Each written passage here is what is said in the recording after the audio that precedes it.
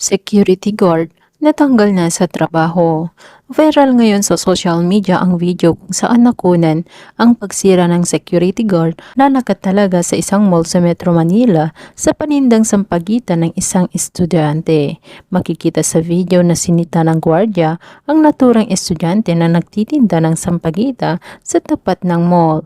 Pero sa mga sumunod na nangyari, makikita na sa pilitang kinuha ng gwardiya ang hawak na panindang bulaklak ng bata at sinira sa kasinipa pa ang estudyante. Makikita rin na ilang beses na hinampas ng estudyante ang gwardiya hanggang sa magkahiwalay sila.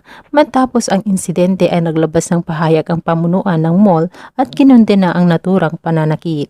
Tinanggal na rin umano ito sa trabaho at hindi napapayagan pang magtrabaho sa kanilang mall. Hiniling din nila sa security agency na kinabibilangan na naturang gwardya na imbestigahan ang insidente. Samantalang umani naman ang samut-saring komento at reaksyon mula sa mga netizen ang pangyayari. Yan ang masakit dyan bilang guard. Uutusan ka ng manager na bawal ang mga nagtitinda sa harap ng mall, kaya bilang trabahante, gagawin mo ang utos nila. Kapag may mga ganyang pangyayari at maipit ang guard, tatanggalin sa trabaho. May mali si guard, tama po.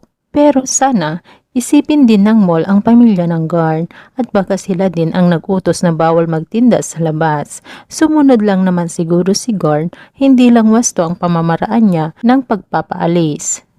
May unang video daw po yan na kinausap ng gwardya ang bata na bawal daw magtinda sa labas ng mall. Siyempre, ang gwardya sumusunod lang naman sa utos ng management kasi kung hindi sila susundin, sila naman ang pagagalitan.